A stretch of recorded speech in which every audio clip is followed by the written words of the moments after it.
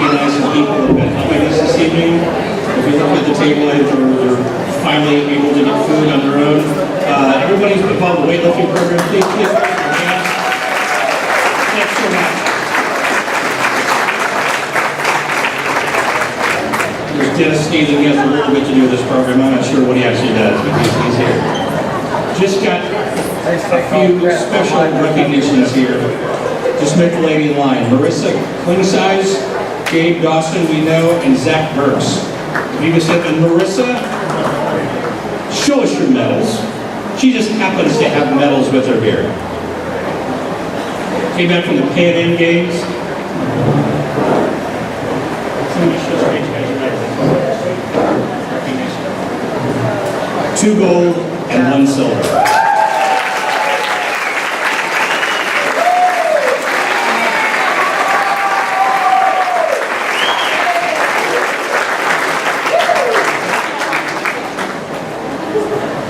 What she'd like to say is, honestly, thanks to what you do, what we do at InterServ, provides the facilities, the coaching, the training that allows them to do this, allows her to go to the Pan Am Games, allow our 2 guys to go to Peru. Where are you heading up to? Poland next? It's pretty amazing.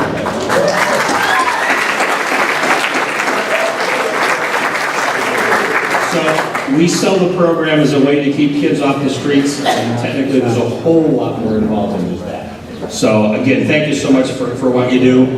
David, are you ready to?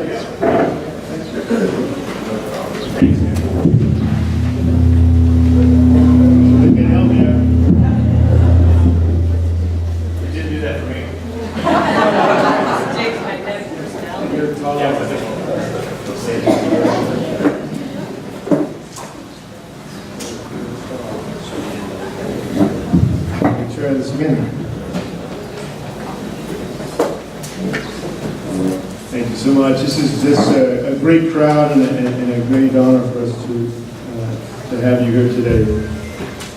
But tonight it's my great pleasure and honor to recognize Jeannie Archer for her many years of dedicated service to InterServ. And she has been a central part of our mission of service for 27 years. In the time of spans of days and nights, weekends, holidays, Jeannie, as servant and advocate, has touched the lives of thousands of people in those years. Clients, staff, volunteers, church and community reps, student trainees, professionals, and paraprofessionals. And it's her willingness to serve and accept the challenges to take on the many concerns that face us as society, as a human family. She has led, directed, and supported our efforts in major social issues, hunger, homelessness, poverty, and to lessen the impact on the poor. And it is my pleasure, on behalf of the Board of Directors, staff, and volunteers, the faithfully serving people here, Jeannie, that we present you with a token of our appreciation. Jeannie Archer, through these years of service to people in need, it is your sharing of time and talent that is give witness to and reflection of God's goodness. Bless you.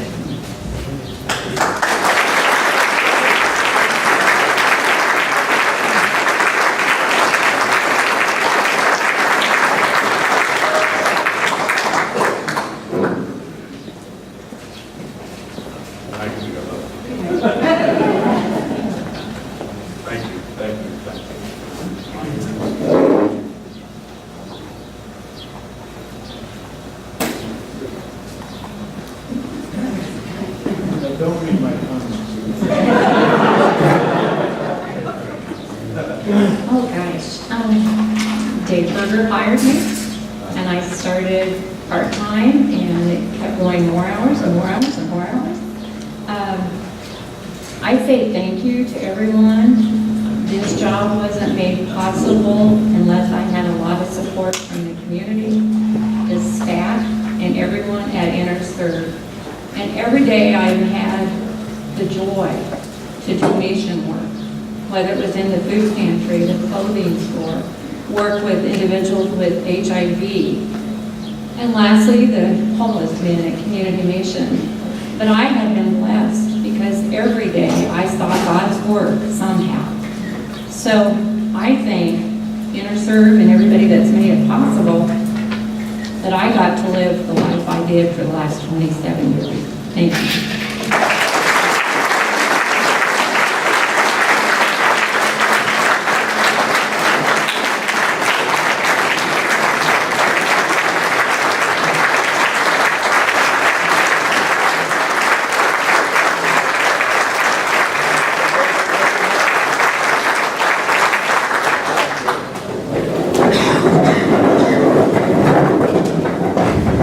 Just for your information, for your calendars, there's a public reception that's recognizing Jeannie in her retirement from InterServ that's going to be held Thursday, May 28th, 4 to 6 p.m. at this very location, InterServ.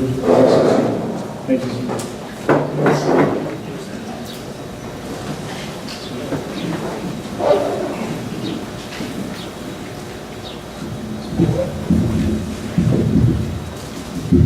Daryl, how are you going to top that? I want to introduce tonight's keynote speaker, Pastor Daryl Jones, the senior pastor at Grace Evangelical Church. Here's his pedigree as we know it. Daryl has been on the staff at Grace since July 1st of 1986. He was the youth and worship pastor at Grace until June 1st of 1997, when he assumed the role of senior pastor. He has a Bachelor of Arts degree in speech communication from Missouri Western State University, a Master of Divinity from the Nazarene Theological Seminary, and a Doctor of Ministry from the Nazarene Theological Seminary. He and his wife, Tammy, have 3 grown daughters and 2 grandchildren. More importantly to me, he's Tom Richmond's pastor. Anybody who's Tom Richmond's pastor has got to be a good guy.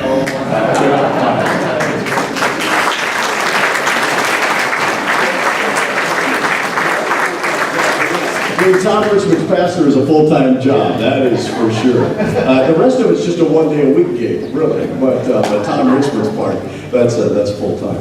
This is an honor to be here. I'm blessed to be here. And my goodness, I look around the room. I've got friends all around the room from a variety of faiths. And as we gather together to celebrate, I want to thank Dave Howery and InterServ for the way that you allow the community of faith to come together and do what we do best, love people. When we do it best, we love people. And InterServ is one of those organizations within our community that allows us to do it well. I think we honor God when we care for people, and I think we send a sign to the rest of the world that God is in the world and that He cares for the world when we partner together in these interesting relationships across denominational and faith boundaries, but we just love people with the love of God. I look around the room, I've got pastor friends all over the room.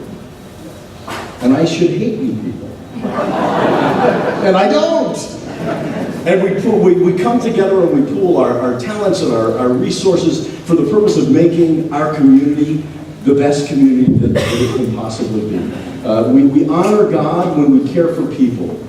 My boss, Jesus, said, you can't love God if you don't love your neighbor. If you don't love people, don't say you love them. The scripture says, love is of God, and everyone that loveth knoweth God, and born of God. But he that loveth not, knoweth not God, for God is love. And the church, the synagogues, the community of faith honors the Lord best. We love the Lord best when we care for the people that God loves, the whole world. So thanks very much for bringing us together and providing a forum where it doesn't become, the Grace Evangelical Church ministry.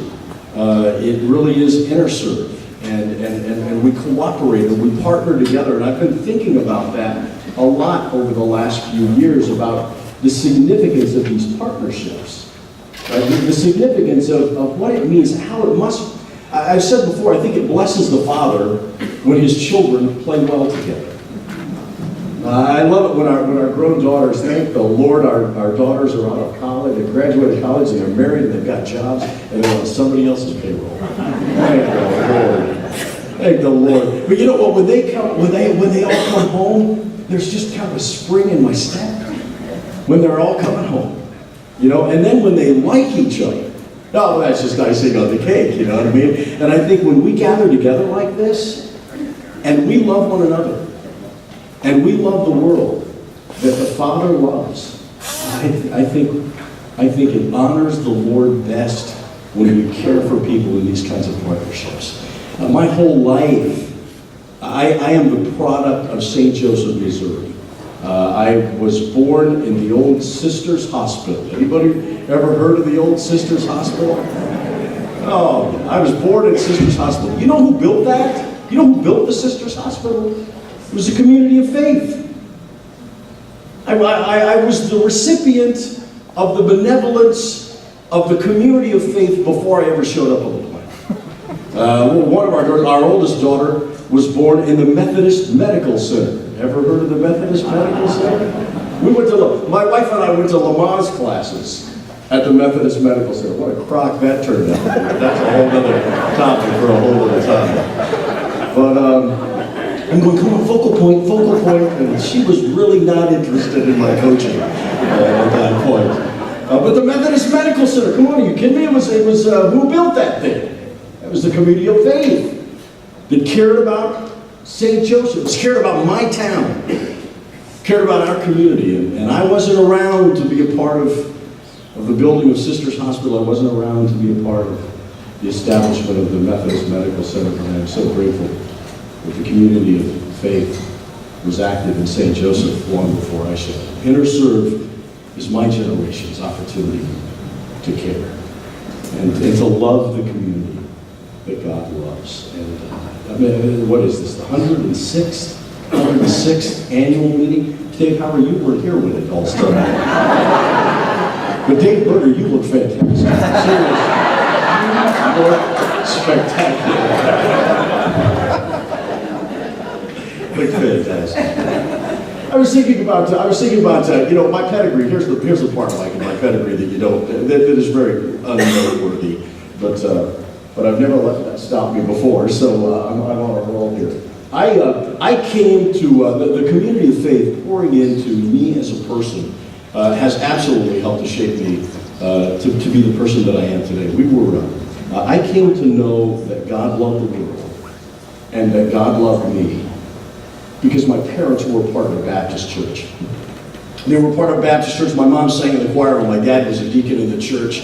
And it was there in that Baptist church in St. Joseph, Missouri that I came to know that God loved the world and that He cared about me.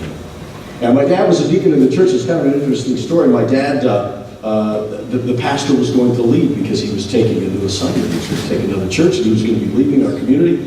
And the pastor went to all of the church leadership and so he said to my dad, look, they're going to be bringing a new pastor in. And it will be very important to me and to that new pastor that you help that person become plugged into this church and this community. So would you promise me, just as our friendship, would you promise me that for the next year, you will do everything you can as a deacon in this church to help that pastor become the pastor in this church? And my dad said, I absolutely will. And ironically, exactly 1 year later was when we became Methodists. That's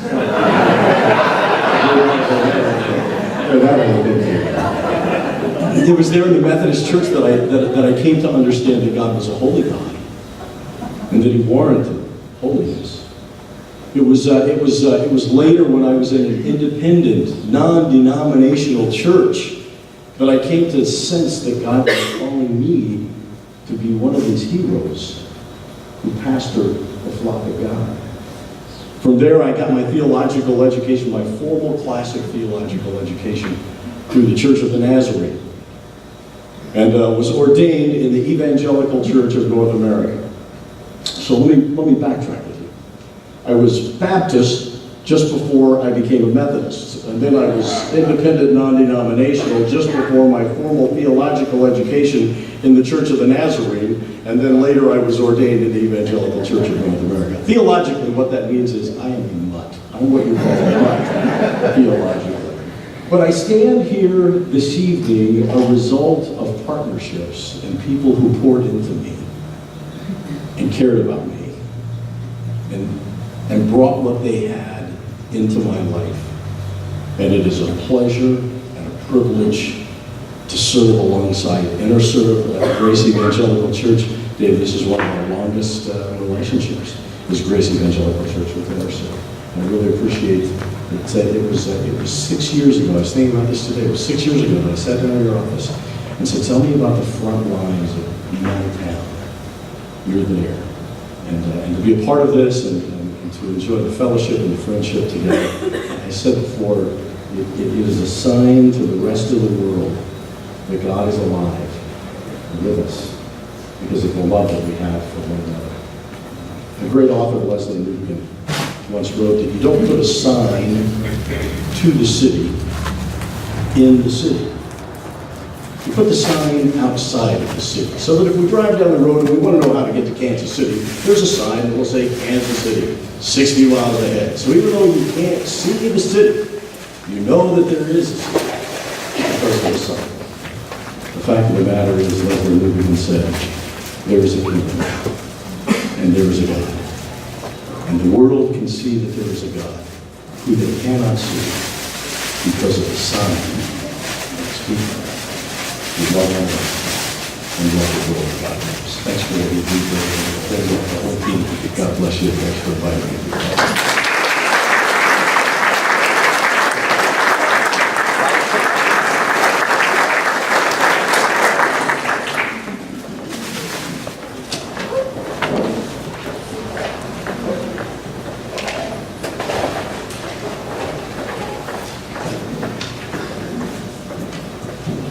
It's wonderful to see a packed house tonight. Wonderful. I have the opportunity to introduce to you our 2015-2016 officers. And so as I call your name, if you would please stand so that everyone will know who you are. Our officers will take effect on June 1st.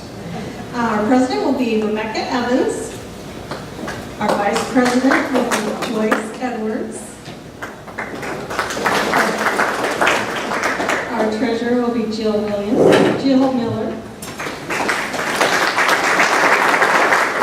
Our secretary will be Calvin Cole.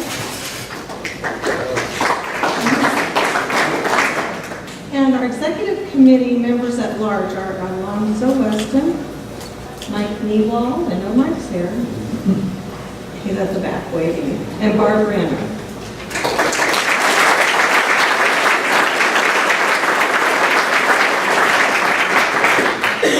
New board members that will be joining us this year, and I would like to introduce them. And so when I call your name, please stand again.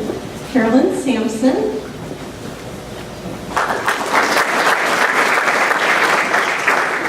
Zulema Lugo Knapp.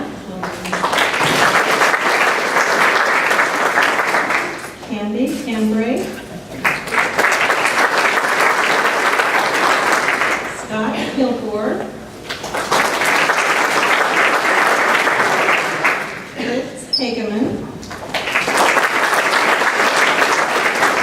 And our sixth member is Anna Swartz, and she's out of town this evening and unable to attend. We would also like to recognize a retiring board member, and that would be Marcia Rosenthal. So Marcia, if you could come up, we would like to recognize you. I know you're here.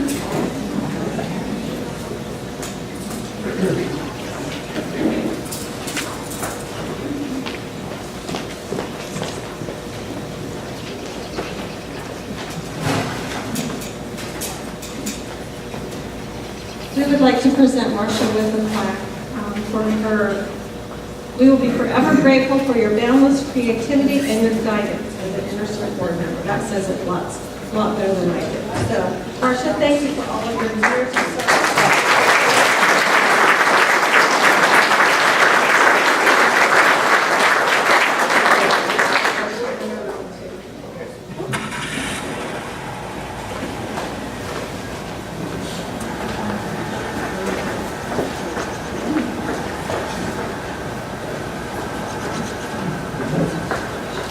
Marcia will be joining the Community Vision Board also. It's a sister corporation that we developed in 2005 to address the needs of the so we welcome her to that. I'm going to make my comments brief. In front of you is 2014 highlights that either you received in mail or it's in front of you. There's extra copies back there as well. So take a look at those and a wonderful listing of the things that InterServ has provided through 2014 and beyond. And again, it's that partnership with people of faith to address the needs in the community, and I am so grateful for that as well. I want to have Joe Houts, who is one of the co-chairs for our capital campaign, to join us to give us some report on it.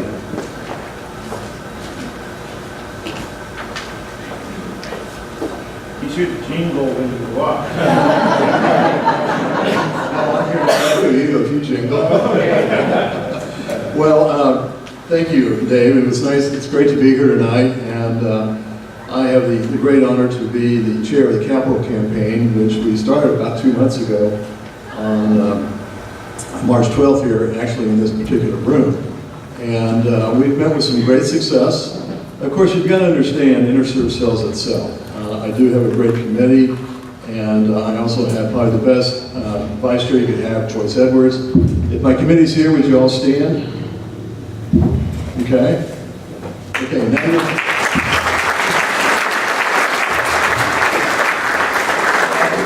and your goal is tonight to get some money before you leave. But we're off to a really good start. I think back on March 12th, we announced that we had a little bit under 1.7 million that we had raised. And as of tonight, we're 1.7 million away from meeting our goal. We're at 3.3 million right now.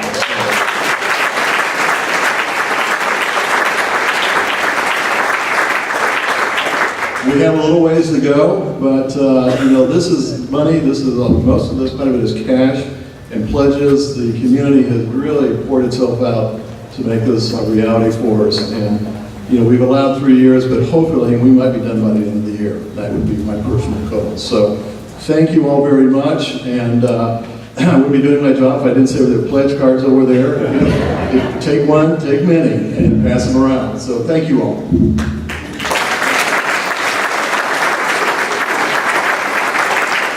I wanted to announce to have Dr. Susan Vitcher, who's the pastor at Francis Street United Methodist Church.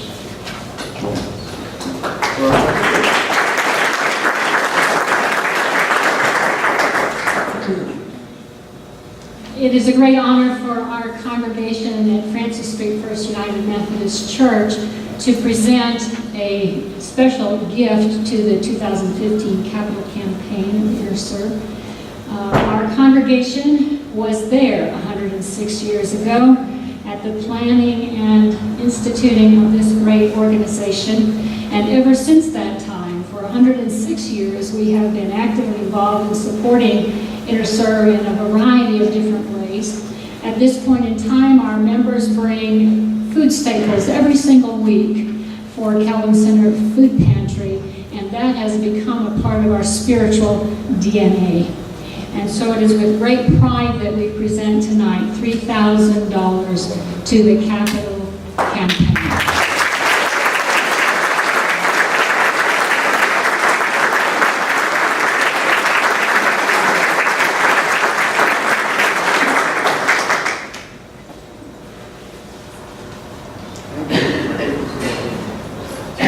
So we are now at 3,300,000. This has been exciting. Randy Sharp here. We started with the David G. Berger Community Service Award, and he'll join us as well.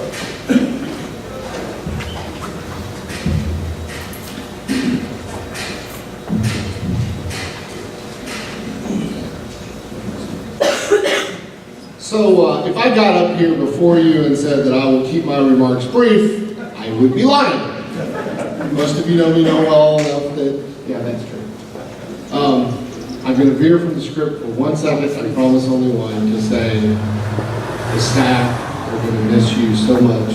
And I talk to you every day, multiple times a day, and Lynn, if I start calling your house, just tell her to ignore me. The David G. Berger Service Awards are something that this agency presents. We started doing that after who retired a few years back. As as a way to honor people that serve the community, not necessarily just InterServ. And so this year we had a number of outstanding folks that were nominated, and board and staff vote on that and suggest people. And so these are our winners tonight, but all the people that were nominated this year were just wonderful people that do wonderful things in the community. Our first recipient tonight greets us every morning at Calvin's there with a smile and a witty, sort of underhanded remark sometimes. He's always quiet, but then he'll just zing you with something funny. He's a tremendous asset. I don't know how our senior and mobile meals programs would operate right now without his presence. He took a little vacation a couple of weeks ago, and I joked with him. I said, Leonard, we're going to have to shut down while you're gone because, I don't know how we're going to do this. He helps in the kitchen. He helps every day. For those of you that have seen that process, we have to package meals, and a lot of those meals are special diet meals, and we have to package them and arrange them in the coolers in such a way so that when you folks that volunteer to do mobile meals open up the cooler, the first name on your list is sitting right there on top, and you just kind of go through and deliver. And Leonard does all that. And make sure the special diets are in the right place, and there's nothing worse than being out on a mobile meals route and being one short. Because then, I messed up something. So, rarely does that happen. I mean, he is on it. And he has brought a little south of the border flavor to our meals from time to time. He's the king of enchiladas. He said he'd teach all his gringos how to make enchiladas. And he did that. And tamales, he's helped us in that respect as well. So our first award recipient tonight is Leonard Moreno.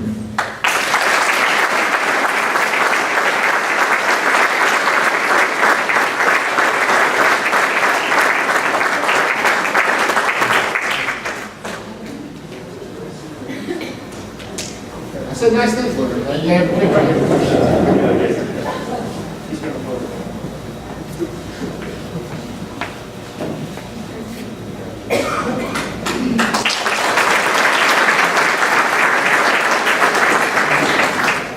Our next recipient is a woman that I've known for many, many years, really probably before my InterServ days.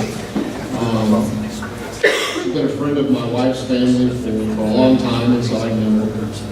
Friday, she was at our tax banquet where we were thanking all of our tax volunteers for the season, doing over $1.2 million of free tax services again this year. And I said, Pat, Monday I have to say nice things about you. And she said, well, I only have one question. Do I have to say anything nice about you? And I said, no. And she says, well, then I can do it. She came to InterServ just as an activities director and social work person that was working in a nursing home facility and wanted to inquire about volunteering for mobile meals. And that was back 15 years ago. And now she's been involved in mobile meals.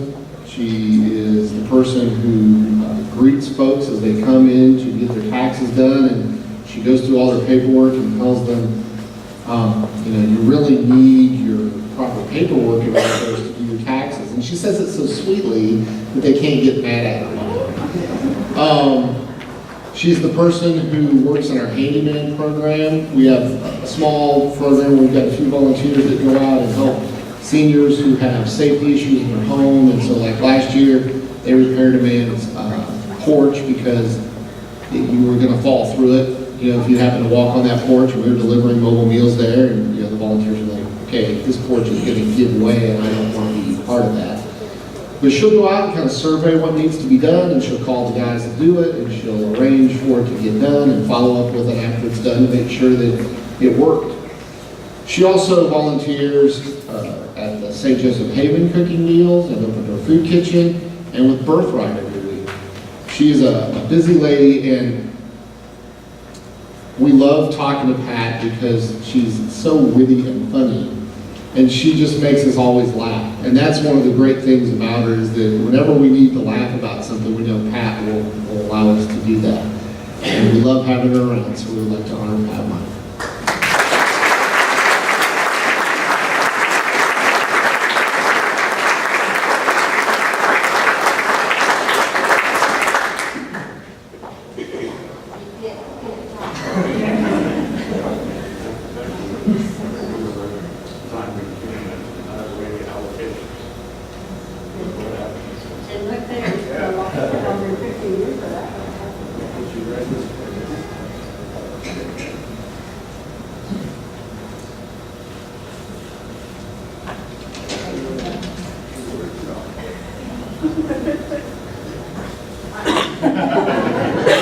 Whispers, you don't have to hug me if you don't want to. That wasn't nice, was it? That sounded like you didn't want me to.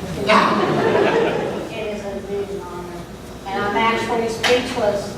How many in the room ever thought they'd see me be speechless? My two children, none of you. It's quite an honor. Thank you very much. Appreciate it.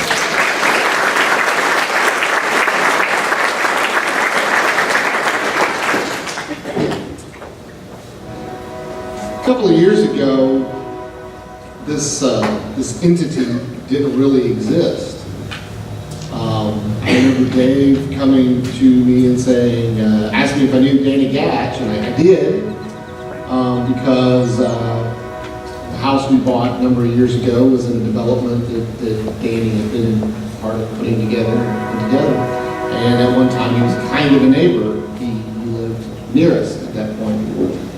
And I said, but, you know, other than that, I don't really know what he's up to now, because he moved away, and I'm assuming he's still developing properties and doing things. And he says, well, you know, he's got this idea of coming into the downtown area to do some outreach work with the homeless, and he's got some ideas, and I've been talking to him, and we're going to have some meetings, and Dave does that a lot.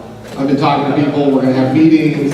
Usually that means work for Jeannie and I. Or others.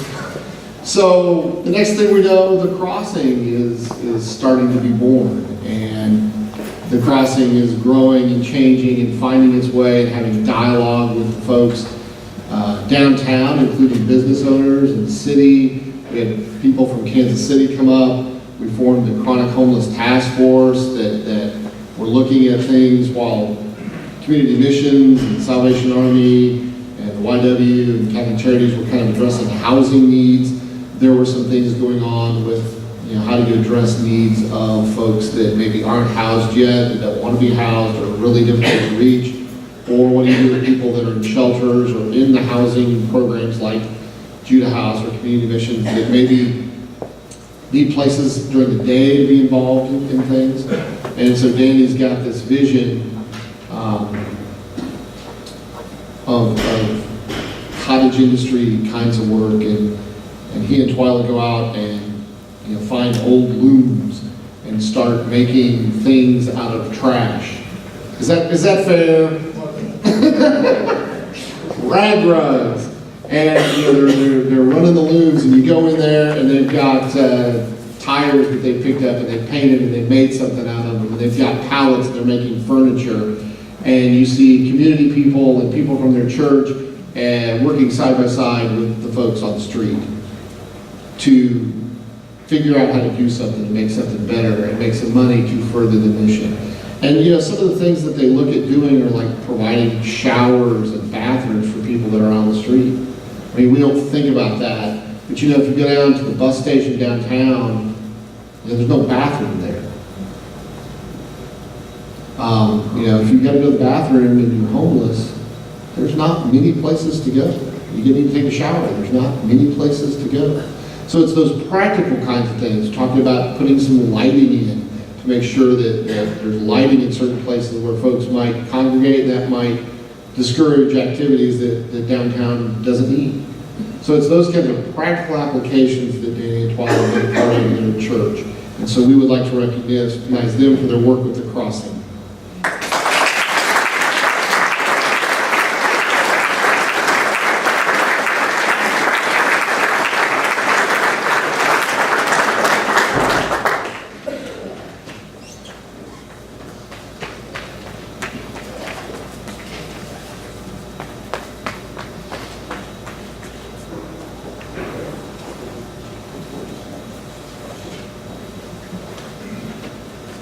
Thank you, Dave.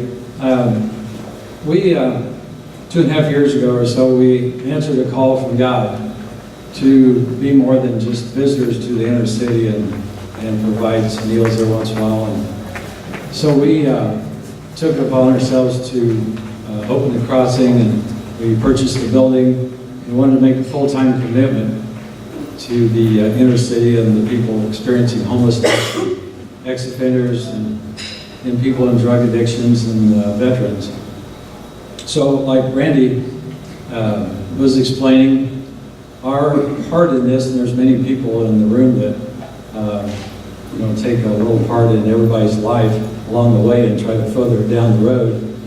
And we appreciate that, and we just wanted to be another piece that we could help out where something was missing or however we could. So the cottage industry thing came about because Twyla and her family had a rug loom, and we grew up making things with our hands and crafting and growing things. So it came natural to us to start some cottage industries, and the rag rug making was one of the first. And in society, we tend to disengage people, and let's put these people over here, and these people have this, and we have a label on different people. And when we grew up, communities engaged one another, and they helped one another, and they provided healing for one another. It was just part of our makeup that we were involved in. So we put that into practice at the crossing. The challenging thing was to find out a way to keep people busy long enough for them to hang around during the day and keep them out of the cold elements and everything else. So we started with the rug looms first. We made our first rug a year ago, and we're over 500 rugs now that we make. And the coolest thing that's happened recently is we get to take our ministry to the streets now. We take a loom and actually loom on the streets of Jamesport and Weston, Missouri, and we're involved in the city market in Kansas City, where there's 25,000 people a day that congregate around our loom as it's being weaved. And we minister to people. There's our folks, when they're weaving on the rug loom, are praying with people on the streets and hugging and kissing and crying and with those people. And it's amazing to see that happen. And the analogy of that, when we separate people and things like that, is it's like they're like those strips of ragged cloth that we cut up out of ragged old clothes, and we bind them together again and make them useful and have purpose. And that's what we get to witness a daily experience at the crossing, is that our clients are part of the healing process itself. And to watch that happen, it just blows me away to see hundreds of people come by our booth, and our clients are handing somebody a rug that they purchased. And in reality, they say, when they say, "I'll buy your rug," they say, "I buy you. I believe in you. And I like your story and what you have to say." And that's immediate feedback for people that have been in drug addictions and want to hide and disengage from society. And to see that happen is absolutely amazing. And now we get to see that week after week after week. I came by this naturally. My parents, when Dad and Mom retired, they worked 14 years in the REACH program, knew Dave Howery. I don't know how old Dave is, but my parents knew him years ago.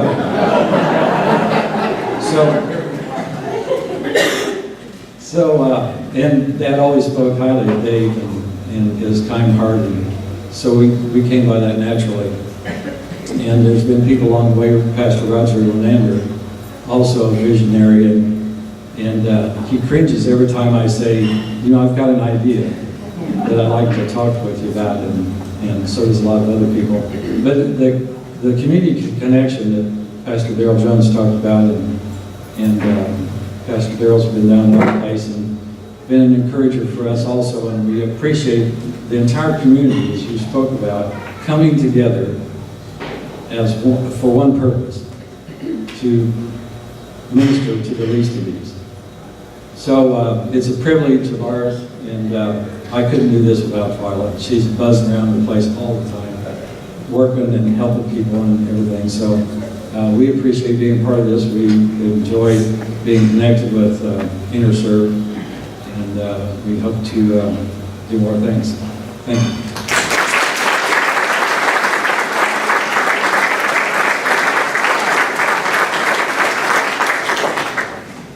Churches have always been the backbone of InterServ, and that's evident tonight.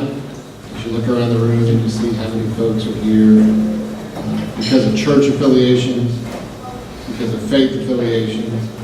You hear the history and you see the history on our wall over there of churches coming together, and you read about things that happened at InterServ. Most of the time, churches were right in the forefront of all of the things that were going on. Trinity Presbyterian Church is no different. They are right in the thick of everything that goes on at this place. They are on our boards. They are delivering meals. They are supporting us financially. They're supporting us with food. Their members are involved, not only with us, but with St. Joseph's Haven, Open Door Food Kitchen, and other places. They show love and grace through their servant attitude. And pretty much I don't know if there's a better thing you can say about a church than that. So we would like to honor Trinity Presbyterian.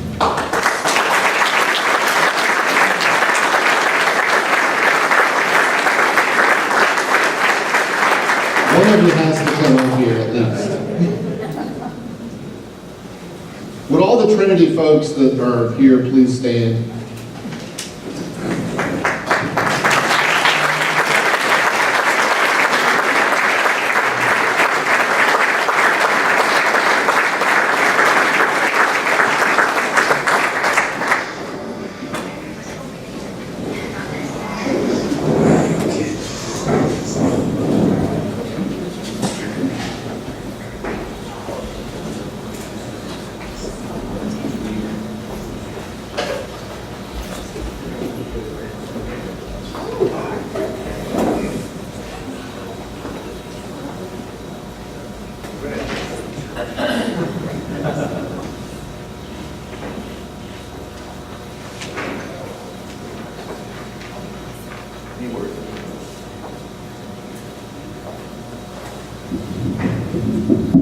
You know, when we think of InterServ, we think of people. But we see people helping people. And we're a very small church. I would say we have 95% of our people here tonight. It's small, but pretty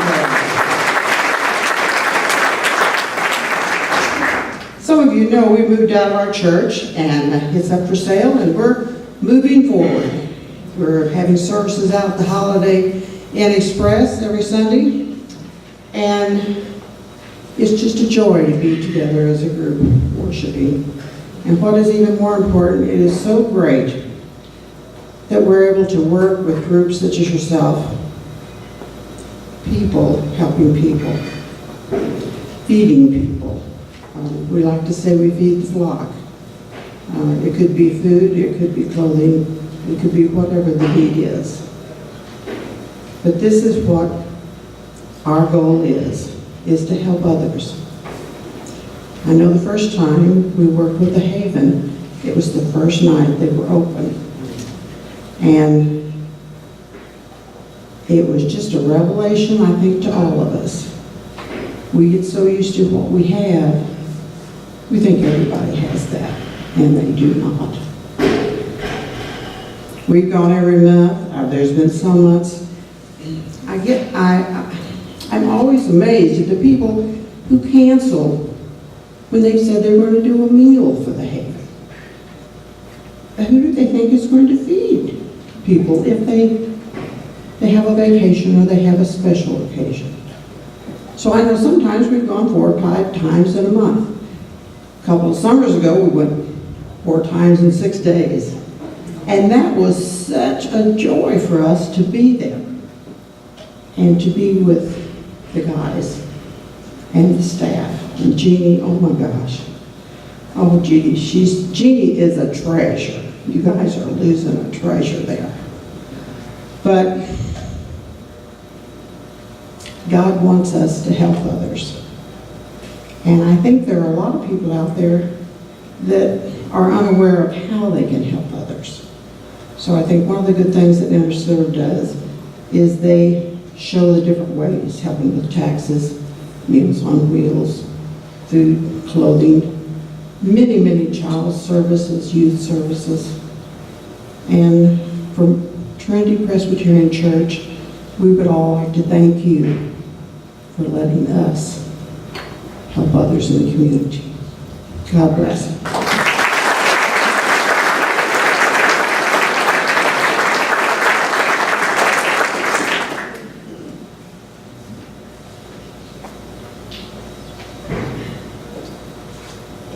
First time I met Kim, I didn't really meet her, she didn't talk to me.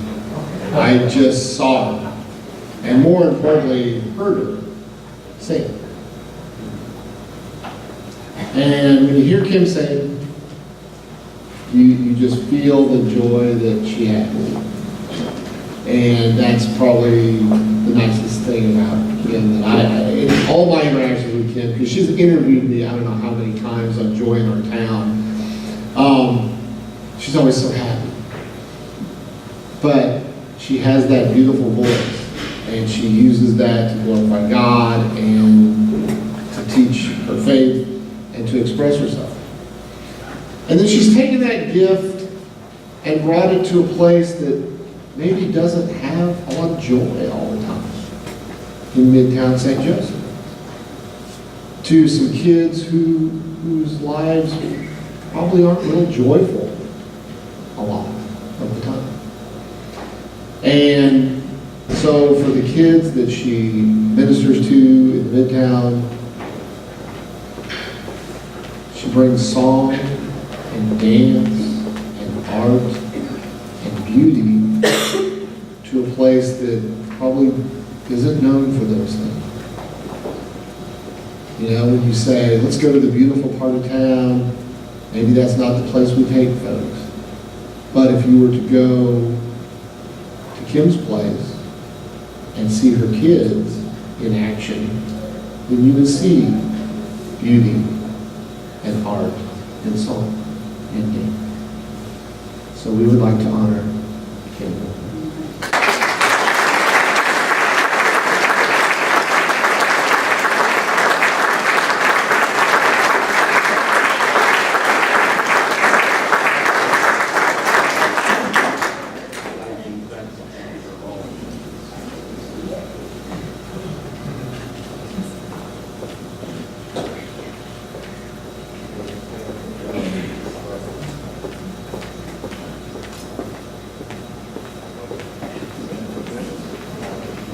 Or you can say it.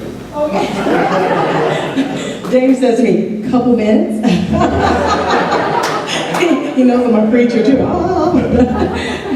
God bless you all. This is quite an honor. Sometimes you don't know how you're impacting people's lives because I hardly ever get to sing anymore. And so my husband's a music teacher. I used to be his guinea pig for so long. He would make me lay on the floor and do these breath exercises. And I don't know if I was a good student, but I want to thank my family that's here. Angela, my sister, there's 7 of us running around, 7 of us little Fosters, and my pappy, I'm the favorite one, so I know.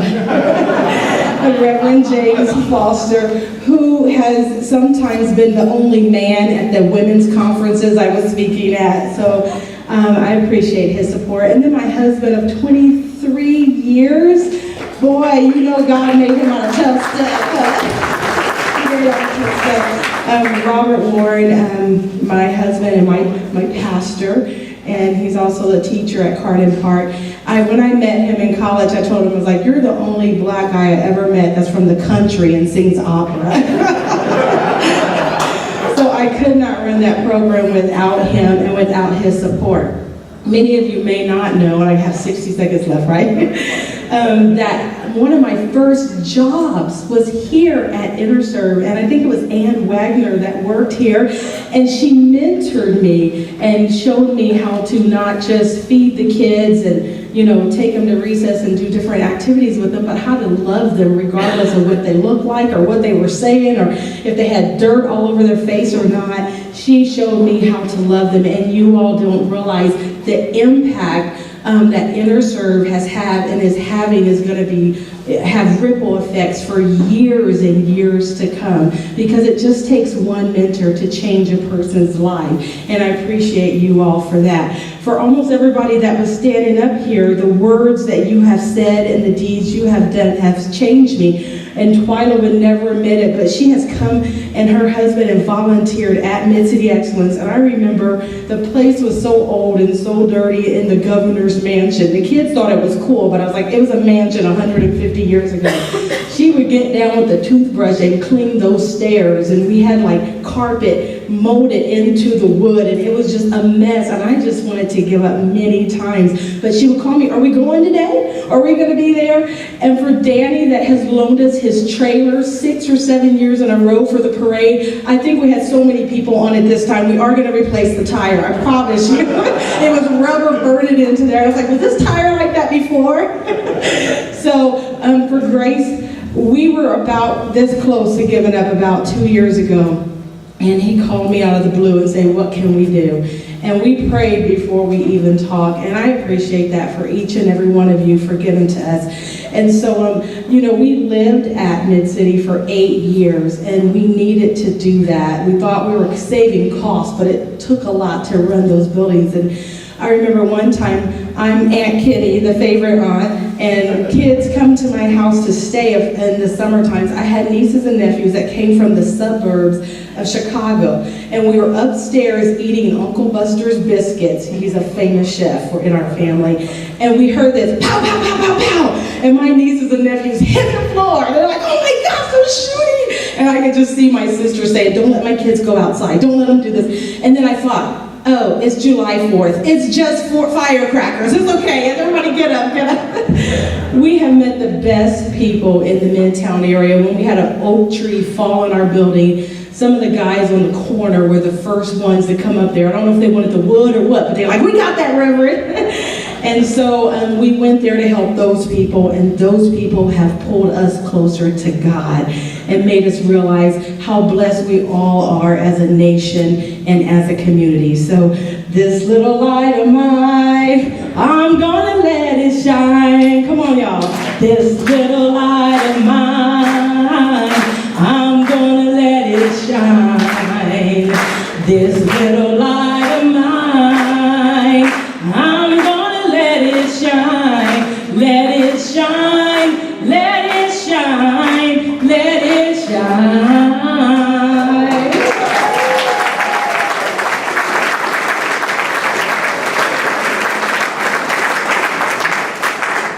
Two more things I have to do real quick. One is to say, Kim said something that would just remind me of this. She talked about working in our child care programs. And Leah told me today there are 4, we just hired another one. There are 4 young ladies that are working in our child care programs now. One of them is my daughter who just graduated high school, who were kids in our child care programs and are now working as teachers in our child care programs. So, they're going to follow in your footsteps as people that were kids here and then worked in child care here and then go on and do amazing things. I get to give stuff away. I have 4 things to give away. You don't have to come up and get them now, but they're the flowers that you see up here. There are 3 of them here, and where's the other one? Oh, over there. So, y'all can find out who has to come up here, who has to go over there. We had a very scientific way of doing this. Lori opened the sign-in sheets, and I went like that. Jerry Meyer, Fritz Hageman, Jack Romans, and Diane Watson, y'all get a flower.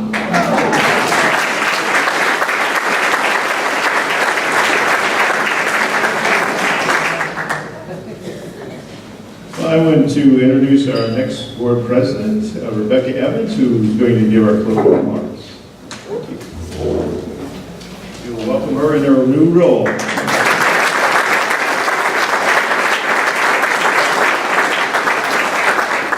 Well, I am not going to sing, and you can all be very thankful for that.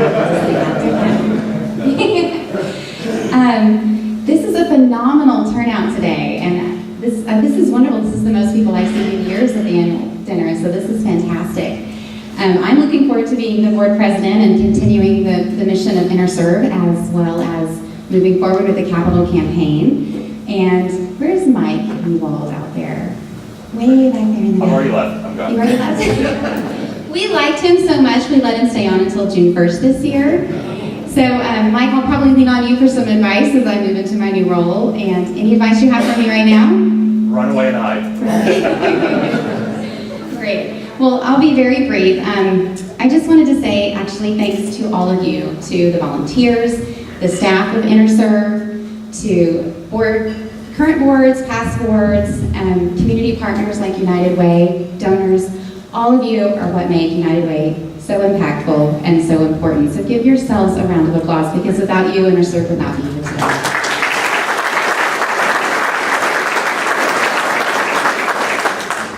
Okay, and with that said, I will kindly introduce Dr. Reverend Krista Kiger with the First Presbyterian Church, and she will offer our closing prayer.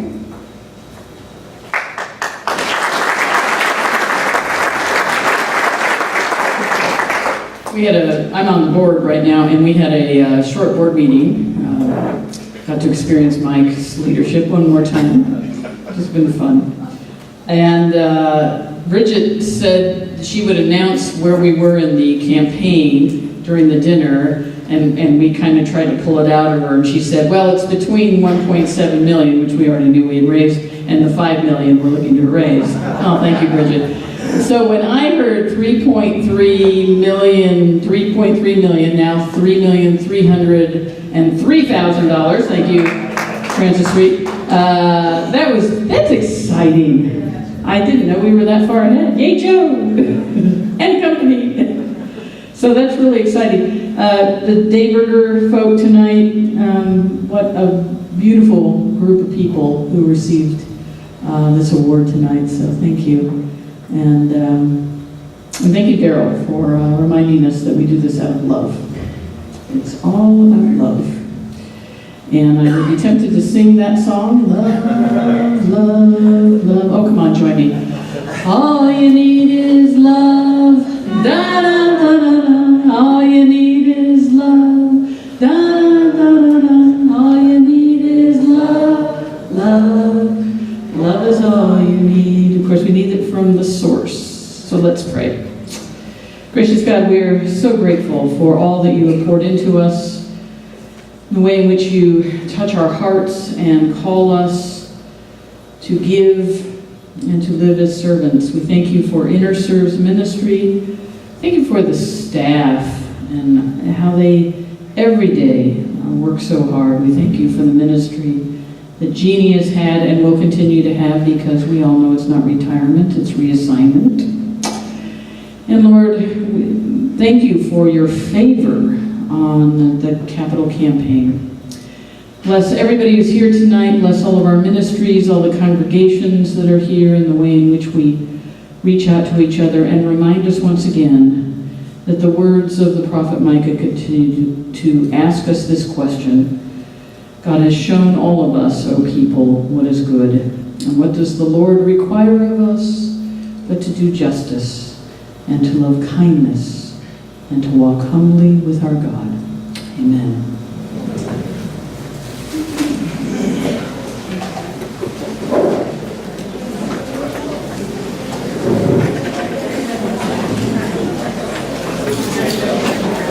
To just make one final note, and thank you to Mike Newall, who has been our board president. He is remaining on the board as part of that, but he vacates that office as president. So if you will join with me in recognizing Mike.